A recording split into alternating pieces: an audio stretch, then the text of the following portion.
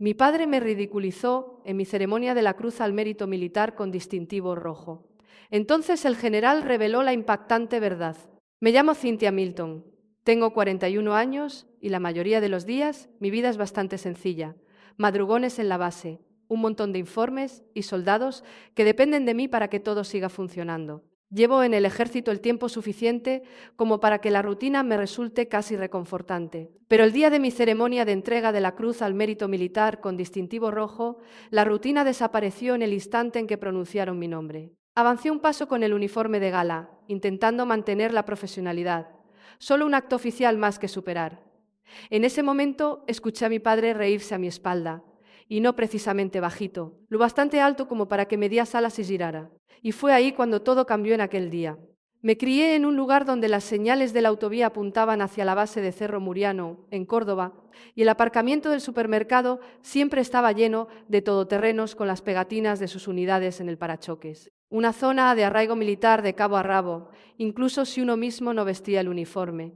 Mi padre, Víctor Milton, técnicamente no lo hacía. Era un contratista civil de defensa que trabajaba en la logística de inteligencia en el extranjero, lo que significaba que pasaba el suficiente tiempo rodeado de uniformes como para empezar a comportarse como si llevara uno puesto. Le gustaba el vocabulario castrense, la postura, la autoridad implícita. En las barbacoas hablaba de zonas de operaciones y del ritmo operativo, como si se hubiera ganado ese lenguaje a base de servicio. No era así. Pero nadie le corregía porque tenía acreditaciones de seguridad, contratos importantes y una seguridad en sí mismo que llenaba cualquier habitación en la que entrara. Cuando me alisté en las Fuerzas Armadas a los 19 años, se lo tomó de la misma manera que si una hija se apuntara a un equipo deportivo de barrio.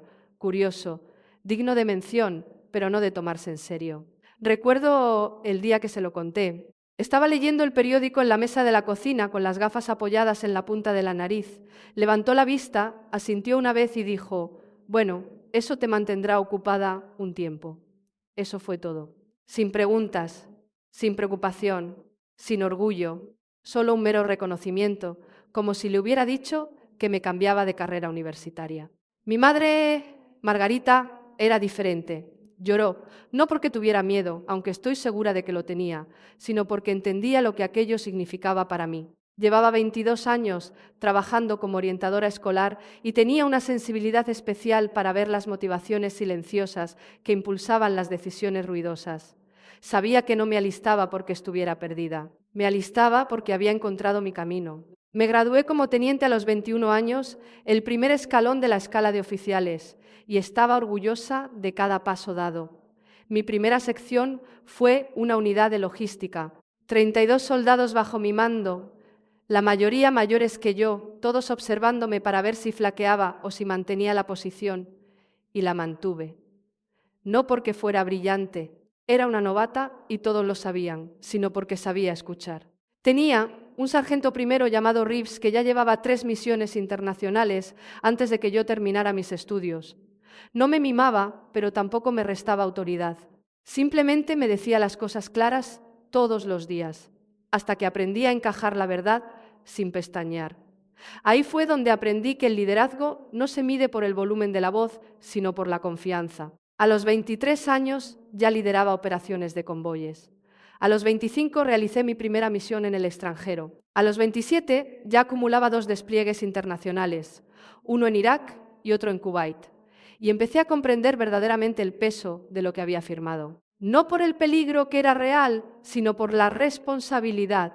Saber que tus decisiones exponen a personas al peligro y que no puedes apartar la mirada de las consecuencias.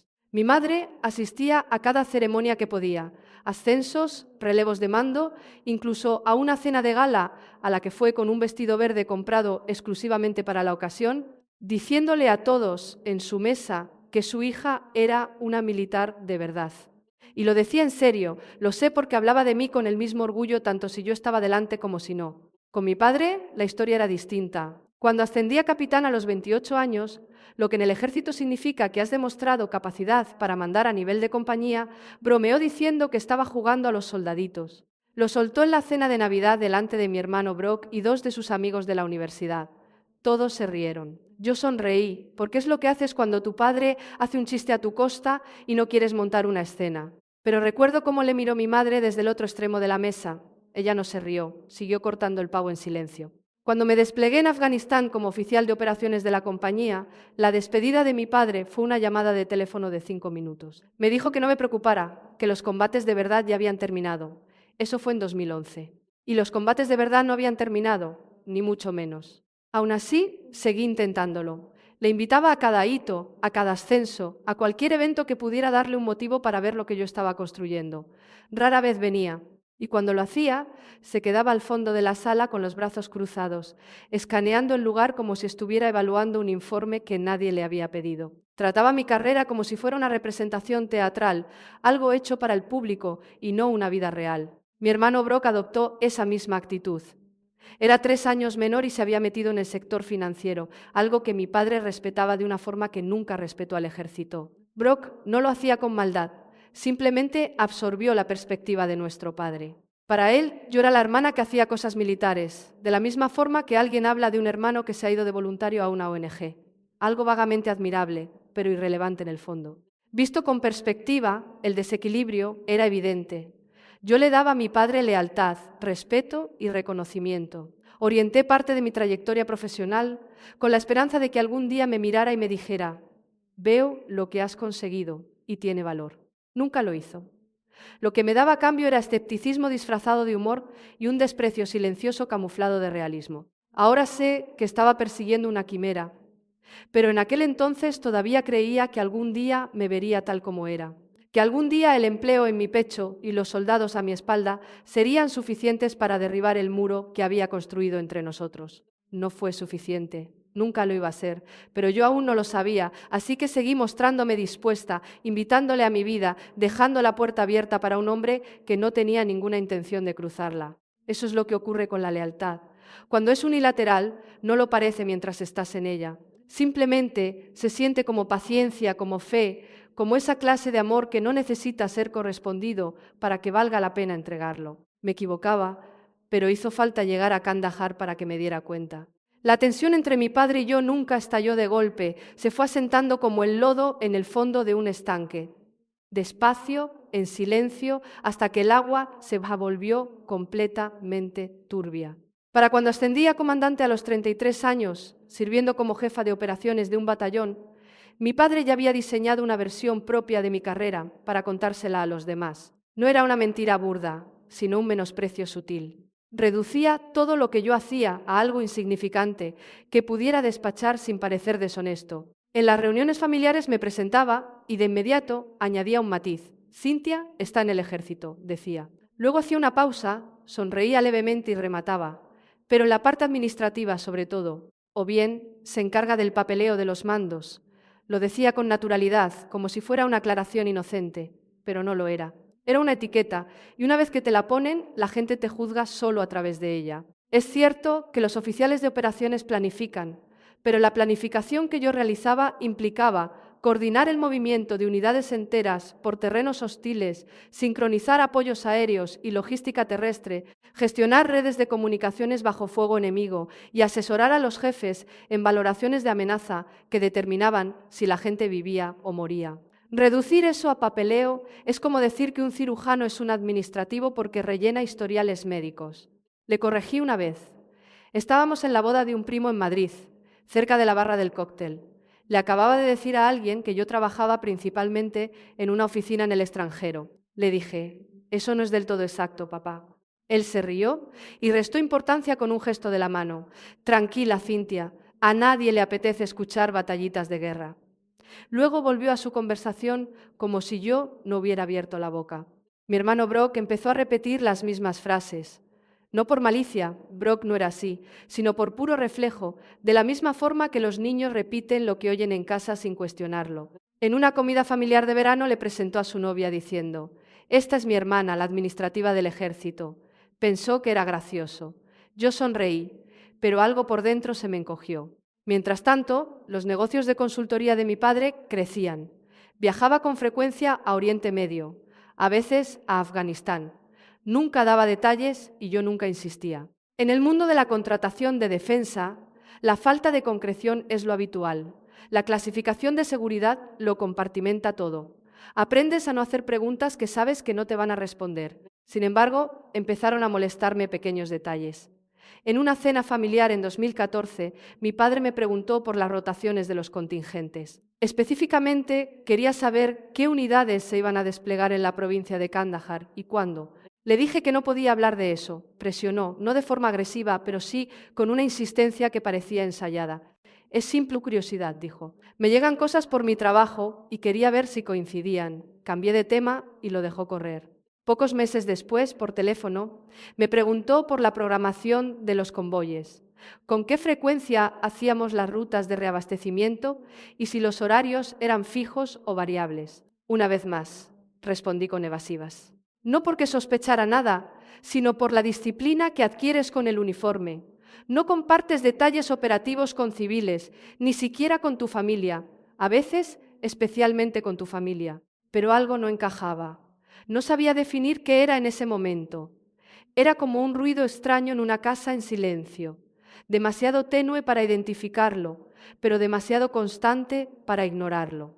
Me autoconvencí de que solo eran cosas de mi padre, curioso, competitivo, queriendo sentir que formaba parte del mundo en el que yo vivía, a pesar de haber pasado años menospreciándolo. También en eso me equivoqué. Lo que yo no sabía, lo que nadie fuera de un círculo muy cerrado de inteligencia sabía, era que mi padre había estado vendiendo lo que él llamaba información logística no clasificada a intermediarios en Afganistán. Se lo justificaba a sí mismo llamándolo asesoramiento, información comercial inofensiva, patrones de movimiento, franjas horarias, composición de los vehículos. Se decía que solo eran negocios. Los que se la compraban, en cambio, tenían intenciones muy distintas. Y la información fluía desde los contactos de mi padre hacia intermediarios de la región, y de ahí a redes que operaban en los vacíos de poder entre gobiernos e insurgentes. Para cuando los datos llegaban a su destino final, ya no se trataba de asesoramiento empresarial. Eran datos de inteligencia para fijar objetivos de ataque, pero yo aún no sabía nada de eso. Lo que yo sabía era mucho más simple y doloroso. Mi padre no respetaba lo que yo hacía, nunca lo había hecho. Y cada vez que me ponía al frente de una formación, informaba a un jefe o entraba en una sala llena de soldados que me confiaban sus vidas, había una voz silenciosa al fondo de mi mente, su voz, que decía: «Solo hace papeleo». Esa voz me acompañó hasta Kandahar. La mañana del convoy comenzó como cualquier otra misión que hubiera planificado ese mes, a las 5:30 en el centro de operaciones de la base aérea de Kandahar. Un café que sabía a rancio, luces fluorescentes parpadeando en el techo y mapas colgados de la pared con marcas rojas y azules que señalaban las posiciones aliadas y enemigas. Rutina. Para entonces yo ya era teniente coronel, al mando de un grupo táctico logístico encargado del movimiento de material y personal entre las bases avanzadas y la base principal. No era un trabajo vistoso, ni pretendía serlo. La logística es la columna vertebral de cualquier operación. Si los suministros no se mueven, nada funciona. Mis soldados lo sabían perfectamente. Las unidades de infantería a las que apoyábamos también lo entendían. Aunque bromearan diciendo que éramos transportistas, éramos los transportistas que los manteníamos alimentados, armados y a salvo. La ruta de ese día era la habitual. La autopista 1 hacia el este desde la base aérea y luego una pista secundaria que cortaba hacia el sur, hacia una posición avanzada cerca de Panjwai. El servicio de información la había dado por limpia la noche anterior. Sin indicadores de amenaza significativos, sin anomalías en los patrones de actividad local, la ruta estaba catalogada en verde, lo que significaba bajo riesgo. La habíamos recorrido 11 veces ese trimestre sin contratiempos. A las 6 de instrucciones a la jefa del convoy, la capitán Olivia Chen. Tenía 34 años, era meticulosa y muy templada. Llevaba 2 misiones previas y tenía fama de mantener la calma bajo presión. Confiaba plenamente en ella. Le confirmé que la ruta estaba despejada, los tiempos eran ajustados y la previsión meteorológica era buena. Un informe estándar para un día estándar. El convoy partió a las 7:15. 12 vehículos, 41 efectivos. Carga mixta, reabastecimiento de munición, material médico y equipos de transmisiones para la posición avanzada. Yo me quedé en el centro de operaciones, siguiendo el avance mediante los controles de radio y un sistema de localización que se actualizaba cada 90 segundos. A las 8:42 recibimos la primera llamada de radio, entrecortada, con estática, una palabra inacabada y luego el silencio. Después llegó la segunda llamada, ya más clara. Contacto, artefacto explosivo improvisado, múltiples bajas. Se me encogió el estómago, pero la instrucción militar te sostiene en esos momentos. No te bloqueas, actúas. Activé el protocolo de la Fuerza de Reacción Rápida, solicité apoyo aéreo y comencé a coordinar la evacuación médica. Cada segundo contaba, y yo lo sabía. Los informes llegaban con cuentagotas. El primer artefacto había estallado bajo el tercer vehículo. El segundo explotó 40 metros más adelante, bloqueando el camino. Acto seguido, fuego de ametralladora desde la loma este. Un ataque coordinado, disciplinado y preciso. Era una emboscada de manual. Quien la preparó sabía con total exactitud dónde estaría el convoy y a qué hora pasaría. La capitán Chen mantuvo la posición. Dirigió el contraataque desde el vehículo de cabeza, desplegando el convoy en posición defensiva mientras respondían al fuego. El sargento primero Marcus Rivera, de 39 años, y padre de 3 hijos, un hombre que una vez cargó a un compañero herido a hombros durante 2 kilómetros, lideró la defensa para contener el ataque desde la retaguardia. Cayó por una segunda ráfaga de disparos mientras reposicionaba a su pelotón. Otros 2 soldados perdieron la vida ese día. 8 resultaron heridos, incluida yo. Me había desplazado hasta el lugar con la fuerza de reacción rápida cuando el rescate inicial se vio frenado. La metralla de un segundo artefacto me alcanzó en el hombro izquierdo y en el costado.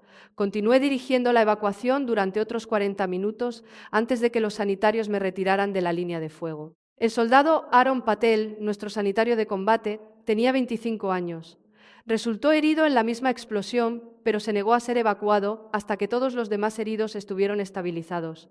Rompimos el contacto, rescatamos al convoy y salvamos a la mayoría del personal, pero 3 de nuestros soldados regresaron a casa en ataúdes cubiertos con la bandera y la investigación que siguió planteó preguntas que nadie quería responder. El informe posterior a la acción concluyó que la emboscada estuvo inusualmente bien coordinada. Los insurgentes conocían nuestra ruta, nuestros horarios y la composición del convoy con un nivel de detalle que no cuadraba con la vigilancia habitual en el campo de batalla. Alguien les había proporcionado datos operativos de gran precisión. Sin embargo, las filtraciones de información ocurren en la guerra. Los informantes se comprometen. El personal civil local habla o se interceptan señales de radio. La investigación señaló la anomalía, pero no pudo demostrar un fallo de seguridad concreto. El caso se cerró como no resuelto y se archivó. Meses después, tras pasar por quirófano y rehabilitación, me notificaron que recibiría la Cruz al Mérito Militar con distintivo rojo. Yo no quería ese protagonismo. La medalla se sentía pesada de una forma que nada tenía que ver con el metal del que estaba hecha. Les pertenecía a Rivera, a los demás, a cada soldado de aquel convoy que cumplió con su deber mientras el mundo estallaba a su alrededor. Pero la acepté, porque rechazarla habría sido deshonrar su memoria. La ceremonia tuvo lugar en España, en el salón de actos de un cuartel general. Banderas oficiales, familiares y un atril con el emblema de las Fuerzas Armadas de fondo. Mi madre asistió. Llevaba un vestido azul marino y se sentó en la segunda fila con las manos entrelazadas, intentando contener las lágrimas antes de empezar. Mi hermano Brock también vino, visiblemente incómodo en una americana prestada, y vino mi padre. Eso me sorprendió. Se quedó de pie cerca del fondo de la sala, con un traje gris, los brazos caídos y una expresión difícil de descifrar. El general de división Robert Keegan presidía el acto. Era un jefe de división de 56 años, con fama de estricto y nula tolerancia para las tonterías. Leyó la propuesta de concesión en voz alta, el convoy, la emboscada, las heridas recibidas y el liderazgo mantenido bajo el fuego enemigo. Cuando pronunció mi nombre, di un paso al frente. Fue entonces cuando oí la voz de mi padre desde el fondo de la sala. No fue un grito, pero se escuchó con demasiada claridad. Eso no se lo ha ganado ella. Solo tuvo suerte. La sala se quedó helada, como si una corriente eléctrica la hubiera atravesado. La gente se giró. Mi madre cerró los ojos. El general se detuvo a mitad de la frase. Miró hacia el fondo, localizó con la mirada a mi padre y luego, despacio y con total deliberación, cerró la carpeta de la propuesta y dijo: «En realidad, hay algo que la familia debería saber». El silencio que siguió no fue de los cómodos. Fue el silencio propio de una sala llena de personas que acaban de darse cuenta de que algo trascendental está a punto de ocurrir y nadie puede evitarlo. El general Keegan permanecía tras el atril con la carpeta cerrada en su mano izquierda y la derecha apoyada firmemente sobre la mesa. No alzó la voz, no le hacía falta. La autoridad en aquella sala le pertenecía a él, y cada uniformado lo sabía sin necesidad de palabras. Estudió a mi padre durante un largo instante, no con rabia, sino con la frialdad de quien evalúa una situación antes de tomar una decisión. Luego se volvió ligeramente y se dirigió a un ayudante de campo que estaba junto a la puerta lateral. Tráeme el expediente complementario. El ayudante dudó un segundo, no por confusión, sino por pura cautela. Sabía perfectamente lo que contenía aquella carpeta. Miró al general buscando confirmación. El general asintió una vez. El ayudante salió y regresó con un expediente de cartulina marrón con sellos de clasificación confidencial que no alcanzaba a leer desde mi posición, pero cuyo formato reconocí al instante. Había manejado documentos similares en planes de operaciones. El color de la portada ya me indicaba que aquello no era un trámite ordinario. El general Keegan abrió la carpeta sobre el atril. No la miró de inmediato. En su lugar, se dirigió a los presentes. La emboscada en la que resultó herida la teniente coronel Milton no fue fortuita. Se me oprimió el pecho.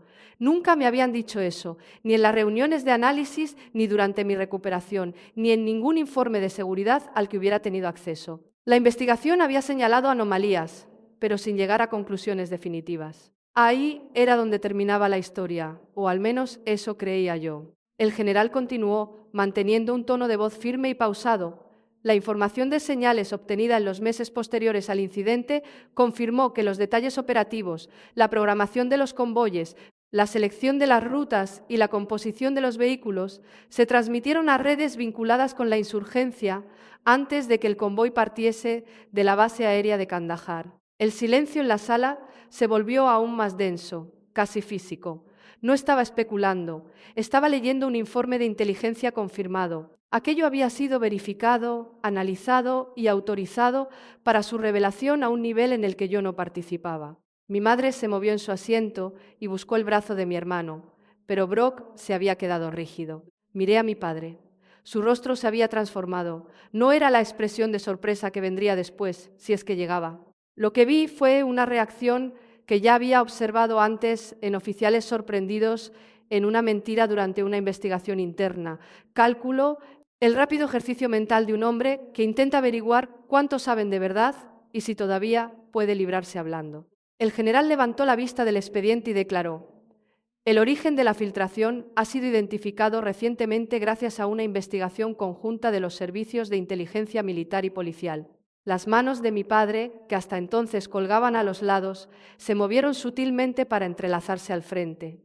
Mi madre susurró mi nombre en un hilo de voz. No creo que fuera consciente de que lo decía. Fue el acto reflejo de una madre que intuye que su hija va a sufrir un golpe y no llega a tiempo de protegerla. Pero yo no podía mirarla a ella, no podía apartar los ojos de mi padre, que se había quedado completamente pálido. No era la palidez de la vergüenza, ni siquiera la del miedo. Era la palidez del reconocimiento, la de un hombre que ve cómo el muro que construyó para separar sus actos de sus consecuencias se desmorona por completo. El general Keegan cerró la carpeta despacio, pero no la soltó. La mantuvo a su lado, un gesto que indicaba que las pruebas estaban allí, documentadas y no iban a desaparecer. Volvió a hablar.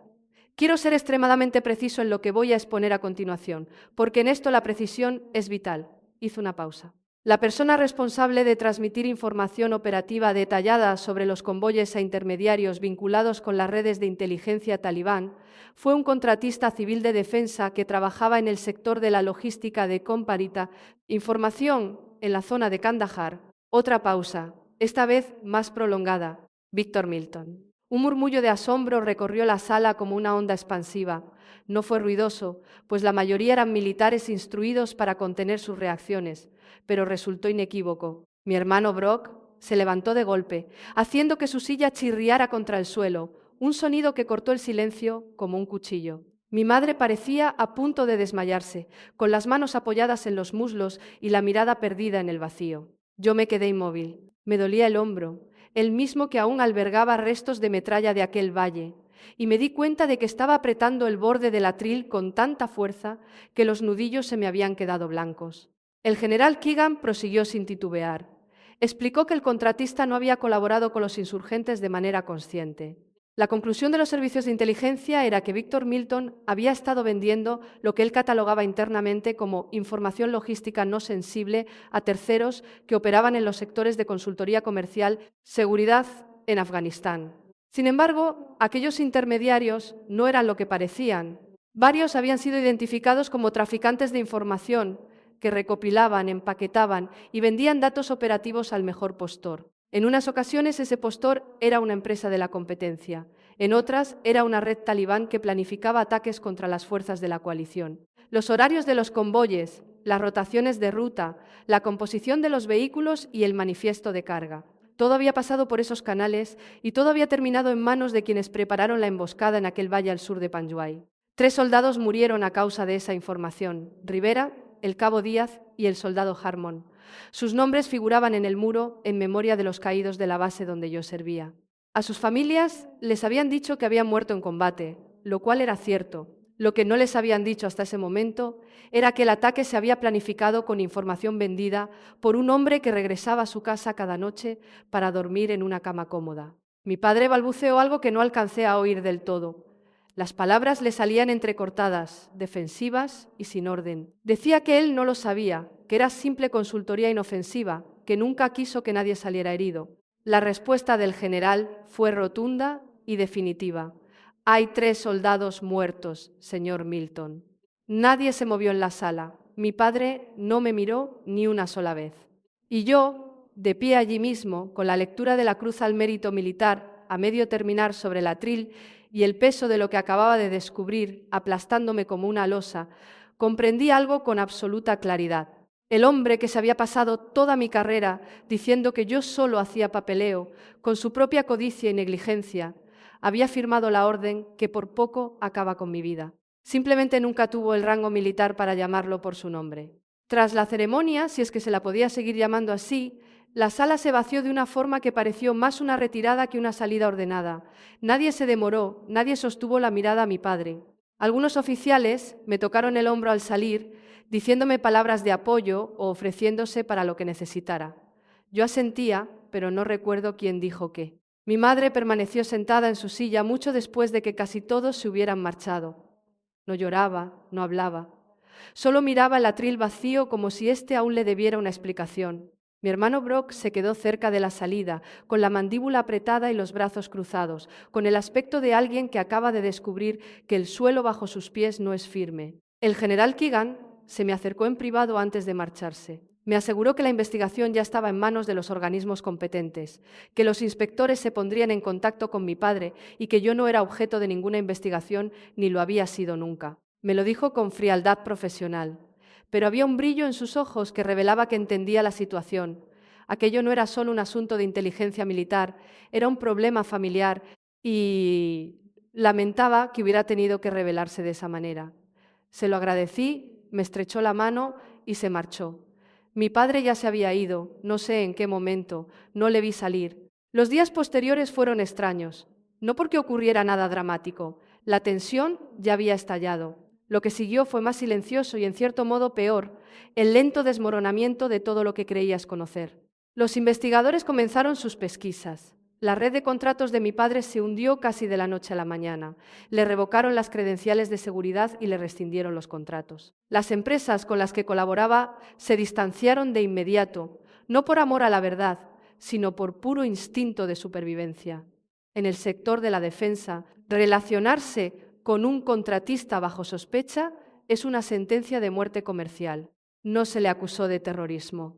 La investigación concluyó que no había actuado con la intención de ayudar al enemigo, pero la falta de intención no borra las consecuencias. Se vio implicado en una grave negligencia por filtración de información reservada, el tipo de imprudencia que en el ejército habría supuesto el fin de una carrera y un consejo de guerra. Al ser civil, el proceso discurrió por otros cauces, más lentos y discretos, pero el desenlace fue idéntico. Su vida profesional había terminado. Seguí la investigación desde la distancia, no porque quisiera involucrarme, sino porque me resultaba imposible desentenderme por completo.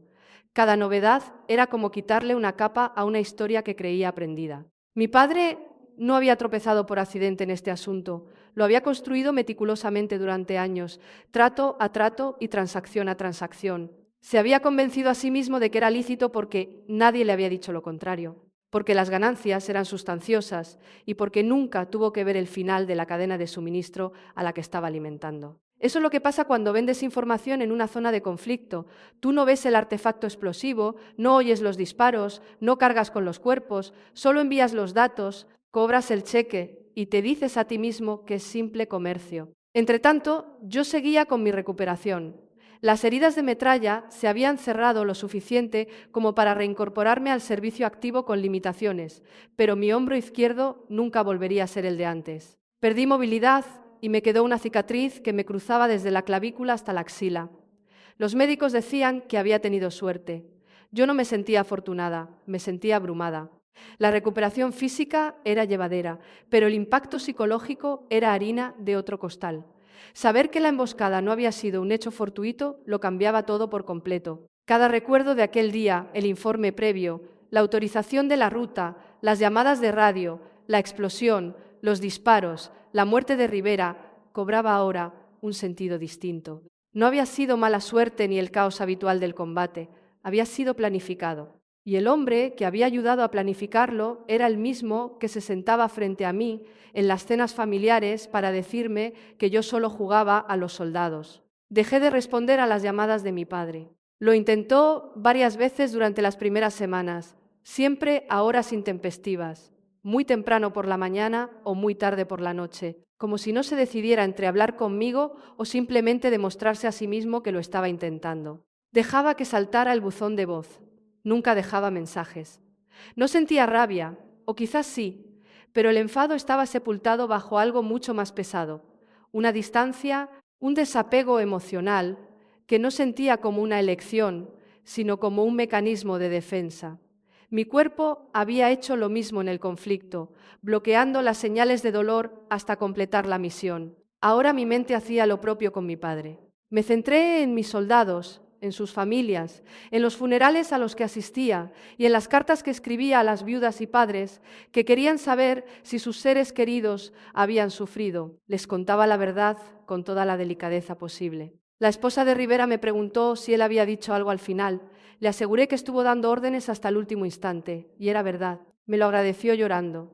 Yo le sostuve la mano y guardé silencio, porque no había nada más que añadir. Ahí era donde residía mi deber. No con las disculpas de mi padre, ni con la investigación, ni con el lento declive público de un hombre que había construido su identidad al abrigo de un mundo que en el fondo nunca respetó. Mi deber estaba con los soldados. Siempre había sido así.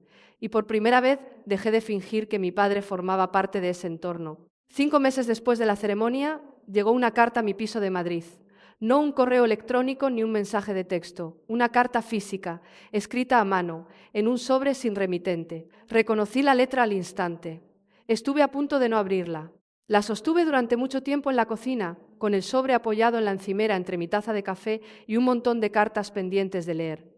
Una parte de mí quería tirarla a la basura, la otra, esa parte que llevaba 30 años intentando captar la atención de este hombre, necesitaba saber qué había escrito. La abrí.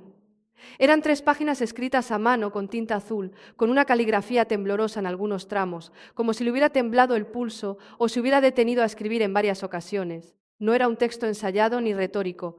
Por primera vez en mi vida, mi padre hablaba sin fingir. Comenzaba diciendo que no esperaba que la leyera, que había redactado 4 versiones previas y las había roto todas porque parecían intentos de autocompasión. Decía que esta versión no buscaba eso, sino que intentaba por una vez contar la verdad de las cosas. Confesaba que nunca había creído que la guerra fuera real, al menos no de la forma en que lo era para quienes la combatían. Para él, Afganistán era un sistema, una maquinaria compuesta por contratos, logística y flujos de datos.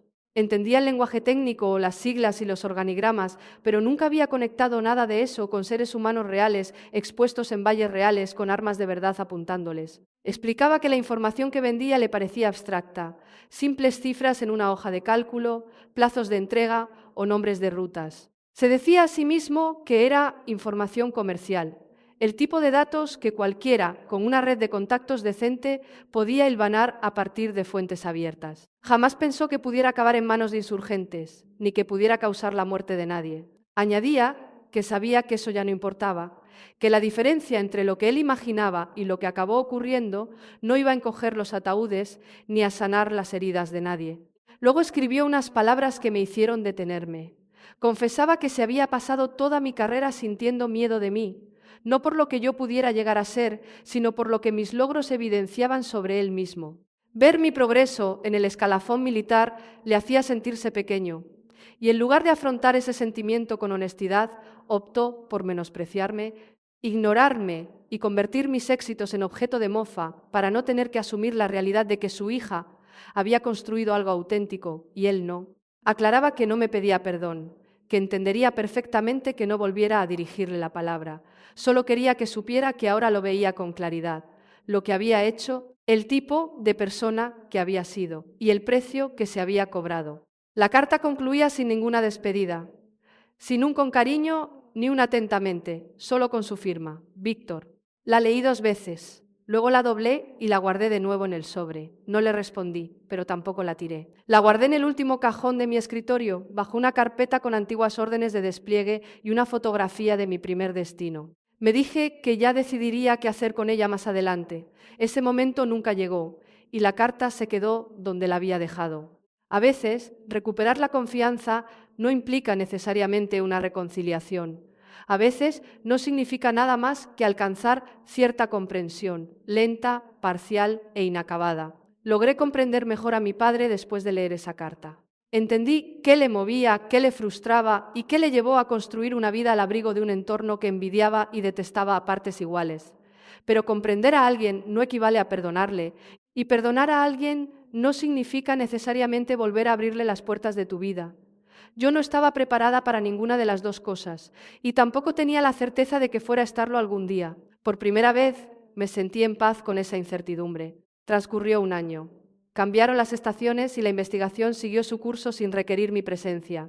Regresé al servicio activo con plenitud de funciones, asumí un nuevo destino y dejé que la inercia de la vida militar me arrastrara de nuevo con su estructura, su sentido del deber y la compañía constante de personas que dependían de mí. Ascendí a coronel a los 41 años. La ceremonia tuvo lugar en el Ministerio de Defensa, en una sala de reuniones pequeña con banderas, un atril y un general de división que me colocó las divisas en la prenda de cabeza y me estrechó la mano. Mi madre asistió. Esta vez se sentó en la primera fila, vistiendo el mismo traje azul marino de la entrega de la Cruz al Mérito Militar. Y cuando el general pronunció mi nombre, se levantó antes que nadie y aplaudió con tal fuerza que parecía querer llenar todo el espacio ella sola. Brock también acudió. Se mostraba mucho más reservado. Aquella prepotencia de antaño se había esfumado a lo largo del último año, sustituida por una actitud diferente que no sabría definir del todo. Quizás humildad o simplemente el peso de ser consciente de lo que nuestro padre había hecho. Mi padre no asistió. Yo no le había invitado y dudo que hubiera venido de haberlo hecho. Según me llegaba a través de familiares y de conocidos en el sector de la defensa, se había retirado de la vida pública. Su nombre aparecía de vez en cuando en diligencias civiles relacionadas con la investigación de las filtraciones, pero la vía penal se había estancado. La Fiscalía determinó que, aunque su conducta fue temeraria e imprudente, sostener una acusación por traición resultaba complejo debido a la maraña de intermediarios que habían intervenido en el proceso. No iría a prisión, pero tampoco le quedaba salida alguna. Se habían cancelado sus acreditaciones, sus contratos y su red de contactos se había desvanecido por completo. Era un hombre de 67 años, con la reputación arruinada y sin nadie a quien impresionar. Yo me mantuve al margen. No por indiferencia, sino porque finalmente había aprendido que hay problemas que no me corresponde solucionar a mí. Pasé décadas intentando acortar la distancia entre el padre que tenía y el que necesitaba que fuera. Esa brecha nunca se cerró y el esfuerzo invertido en el intento fue una energía que bien podría haber dedicado a quienes sí lo merecían. Mi nuevo destino fue un puesto en el Estado Mayor de la Brigada Guzmán El Bueno X, de vuelta en Córdoba. Estaba de nuevo cerca de donde me había criado, viviendo en un entorno muy diferente al que dejé atrás a los 19 años. Las exigencias eran elevadas. Las operaciones de la brigada implicaban gestionar miles de efectivos, coordinarse con los cuarteles generales y preparar unidades para despliegues que siempre parecían estar 6 meses más cerca de lo que a todos nos gustaría. Se me daba bien el trabajo, no por genialidad, nunca he sido la oficial más brillante de la sala, sino porque sabía tratar a las personas. Eso lo aprendí de mi madre, aunque tardé mucho tiempo en darme cuenta. Mi vida se estabilizó de esa forma gradual en que lo hace la vida real, sin grandes revelaciones ni golpes de efecto, a través del orden, la disciplina y el paso de los días cotidianos que no te quiebran. Una tarde de otoño, revisando una caja con expedientes antiguos, encontré la propuesta original de la Cruz al Mérito Militar, la misma que el general Keegan estaba leyendo cuando mi padre le interrumpió. No la había vuelto a mirar desde aquel día. Me senté en el suelo de mi piso, con el folio en las manos, y lo leí de principio a fin. El lenguaje era formal, con la sobriedad propia de las propuestas militares. Detallaba el convoy, la emboscada, las heridas sufridas y el ejemplo de liderazgo mostrado bajo el fuego enemigo. Nombraba a los soldados caídos, Rivera, Díaz, Harmon. Describía las acciones de la jefa al frente de la defensa y la coordinación de la evacuación mientras se encontraba herida. No mencionaba a mi padre, ni la filtración, ni nada de lo que transformó aquel combate en una crisis familiar. Al leerlo de nuevo comprendí algo en lo que no había reparado antes. Durante años me había esforzado por ganarme el respeto de mi padre, midiendo mi propio valor en función de su aprobación. En cada ascenso, en cada mando y en cada misión en el extranjero, había una parte de mí que seguía en aquella cocina a los 19 años, viéndole asentir antes de regresar a la lectura del periódico. Pero a los soldados que combatieron a mi lado en aquel valle no les importaba mi padre. No les importaba su opinión, su aprobación, ni los chistes que hiciera en las comidas de Navidad. Lo único que les importaba era si yo era capaz de liderarles, de mantenerles con vida y de tomar decisiones bajo el fuego enemigo que valiera la pena seguir, y lo había hecho. Aquello tenía muchísimo más valor que cualquier palabra que Víctor Milton hubiera dicho o callado. Esa certeza no llegó de golpe, se asentó en mi interior con la calma propia del final de una larga guardia de noche. Y por primera vez desde Kandahar sentí que algo se liberaba en mi pecho. No era perdón ni el cierre definitivo de una etapa, sino simple claridad y una pregunta silenciosa que me acompaña desde entonces. ¿Qué significa realmente el honor cuando las personas más cercanas a ti se niegan a comprenderlo? No le di respuesta de inmediato, no estoy segura de haberla encontrado todavía, pero plantearme la pregunta con honestidad fue suficiente para cambiar el rumbo de mis pasos. 3 años después de la ceremonia, conduje hasta la base donde había tenido lugar. No lo había planificado. Me encontraba en la zona por unas jornadas de trabajo. La base estaba a 40 minutos del hotel y sentí un impulso que no intenté racionalizar ni combatir. El monumento a los caídos se ubicaba junto al edificio del cuartel general, integrado en un muro de piedra rodeado de setos bajos y un camino de grava. Era el atardecer, con esa luz dorada y grisácea tan característica de los otoños en el interior. Algunos soldados caminaban por la acera y la bandera ondeaba con fuerza en el mástil. El aire traía aroma a hierba recién cortada y a combustible, el olor de cualquier acuartelamiento en el que haya servido. Localicé los nombres enseguida, grabados en la piedra con letras sencillas y ordenados por la fecha de la acción: Rivera, Díaz, Harmon. Al lado figuraba la fecha de la emboscada. Permanecí allí, leyendo cada nombre despacio, con el respeto que se le debe a quienes te lo han dado todo. No pensé en mi padre, ni en la investigación, ni en la carta, ni en su prestigio arruinado. Pensé en el convoy, en el informe de aquella mañana de frío, en el sabor del café, en la voz serena de la capitán Chen repasando la ruta, en el ruido de los motores arrancando en la zona de estacionamiento, en el polvo que levantaban los vehículos al cruzar la salida de la base y en los controles de radio rutinarios cada 15 minutos. El ritmo habitual de una misión en marcha, ordinario y vital a la vez. Luego la explosión, el segundo de silencio previo al segundo estallido, los disparos desde la loma, la voz firme de Rivera localizando las posiciones enemigas y el sanitario Patel. Con 25 años y herido en el brazo, moviéndose entre las bajas sin detenerse, sin dudarlo un segundo, y anteponiendo la seguridad ajena a la suya propia. Eso es lo que representaba aquella medalla.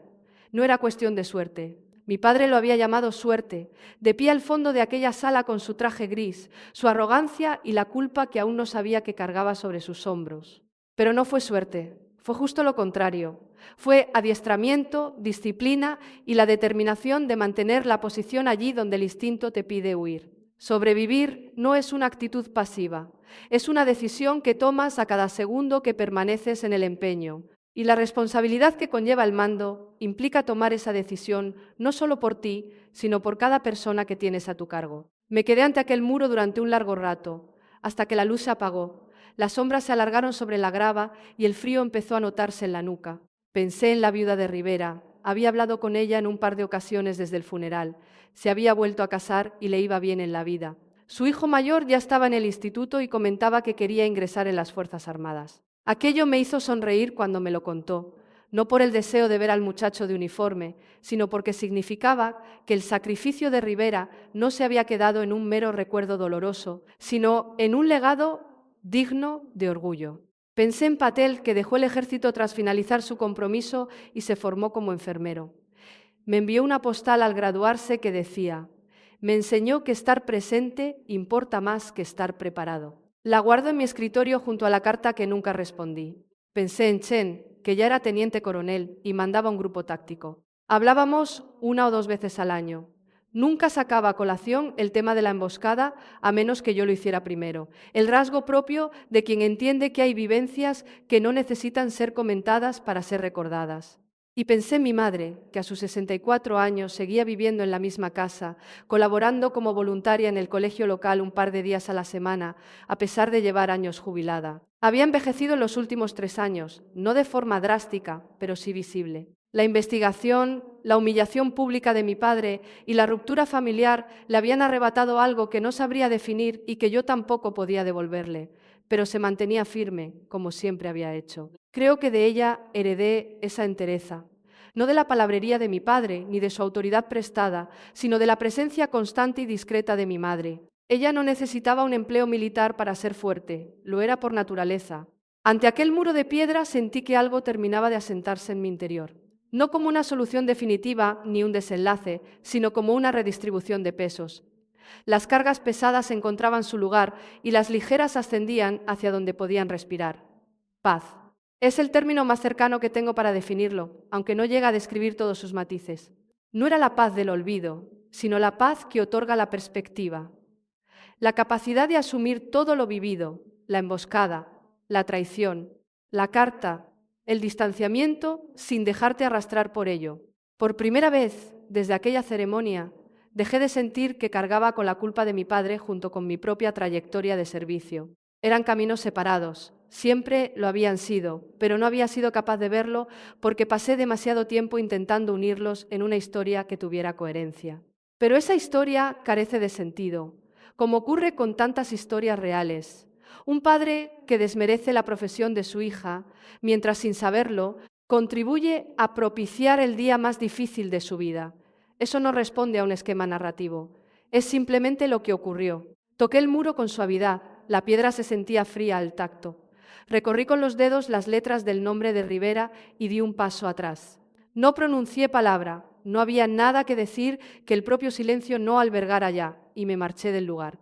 Si alguna vez has intentado demostrar tu valía ante alguien que se empeña en no verla, ya sabrás algo fundamental. Sabrás el tiempo que se tarda en asumir que el problema no es tu valía, sino su mirada. Y sabrás el desgaste que supone estar adaptándote constantemente para intentar encajar en la perspectiva de quien ni siquiera se molesta en mirar. El instante en que dejas de buscar su aprobación no es el momento en que todo se soluciona de repente. Las cosas no funcionan así. El momento en que te detienes es sencillamente el instante en que por fin empiezas a caminar hacia ti misma. Es un proceso silencioso, sin testigos, que no viene acompañado de aplausos, ceremonias ni discursos oficiales ante una multitud. Pero es real, es tuyo, y con eso es más que suficiente. Si esta historia ha conectado contigo, me encantaría conocer tu parecer. ¿Has tenido alguna vez a alguien cercano que pusiera en duda tus logros o intentara restarle valor a algo por lo que habías trabajado duro? ¿Cómo lo afrontaste? Cuéntamelo en la sección de comentarios. Tu experiencia podría ayudar a que otra persona no se sienta tan sola. Y si valoras las historias reales sobre defender tu postura, marcar límites y recuperar tu propio valor, no olvides darle a me gusta y suscribirte para no perderte las siguientes. Muchas gracias por estar ahí y recuerda, a veces lo más valiente que puedes hacer es sencillamente mantenerte firme en la verdad.